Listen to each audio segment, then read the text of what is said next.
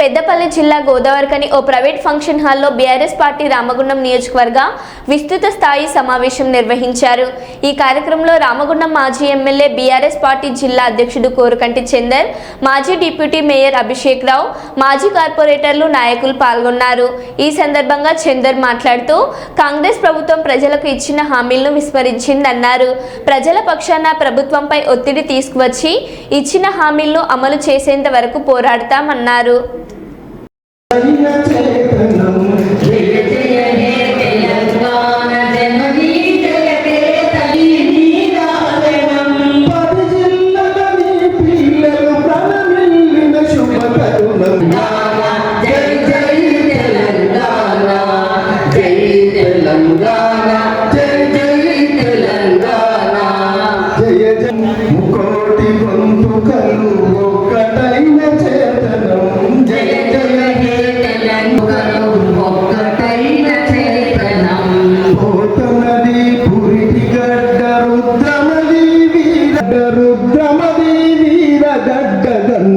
గండడు కొమురం భీముడే నీ బిడ్డ, భీముడే నీ బిడ్డ, భీముడే నీ బిడ్డ।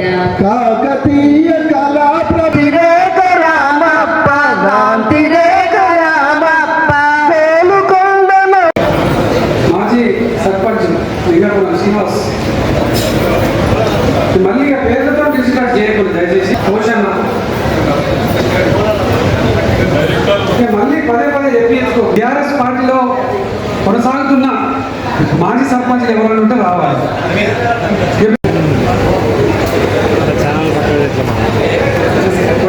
కుర్చీ బాబు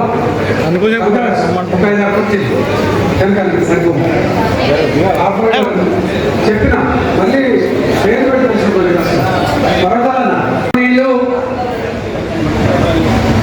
తెలంగాణ రాష్ట్ర తొలి ముఖ్యమంత్రి వర్యులు, తెలంగాణ ఉద్యమ మహానాయకుడు, తెలంగాణ అభివృద్ధి ప్రదాత కేసీఆర్ గారు 19వ తారీఖు నాడు తెలంగాణ భవన్లో సమావేశాన్ని ఏర్పాటు చేసి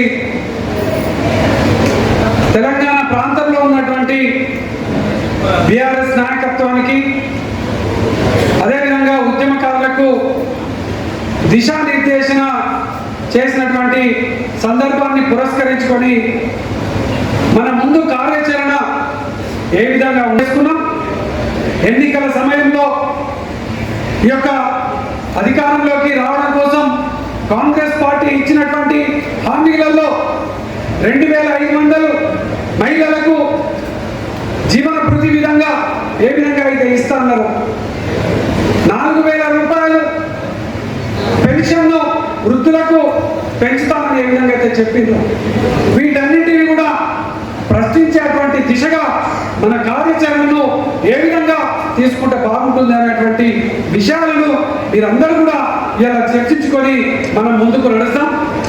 ఈ యొక్క తెలంగాణ రాష్ట్రంలో కేసీఆర్ గారు తెలంగాణ రాష్ట్రాన్ని భారతదేశంలోనే అగ్ర రాష్ట్రంగా తీర్చిదిద్దడం కోసం అనేక విధాలుగా చెమటోడ్చి 10 ఏళ్ల ప్రగతి పాలనను కేసీఆర్ గారు చేసినారు।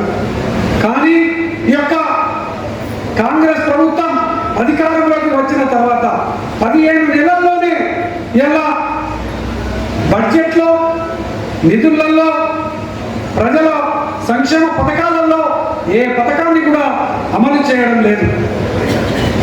యాదవులకు మన కేసీఆర్ గారు గొర్రెల పంపిణీ చేశారు, అవి బంద్ అయిపోయినాయి। కుల వృత్తిని నమ్ముకొని జీవించేటువంటి వాళ్లకు ప్రోత్సాహాన్ని అందించేటువంటి విధంగా ఉచిత చేపల పంపిణీని చేసిండ్రు, అది బంద్ అయిపోయింది। తెలంగాణ రాష్ట్రంలో ఉన్నటువంటి కళ్యాణ లక్ష్మి పథకానికి తులం బంగారం ఇస్తున్నారు, అది కూడా కరువైపోయింది। ఇలా ఎక్కడ చూసినా కూడా ఈ ప్రభుత్వానికి మేము తగిన బుద్ధి గుణపాఠం చెప్పేటువంటి విధంగా రేపు స్థానిక సంస్థల ఎన్నికలలో మేము తప్పకుండా బీఆర్ఎస్ పార్టీకే గెలిపించుకుంటున్నామని చెప్తున్నటువంటి యొక్క నేపథ్యంలోనే ఈ యొక్క సమావేశాన్ని మనం నిర్మాణం చేసుకోవడం జరుగుతా ఉన్నది। గ్రామ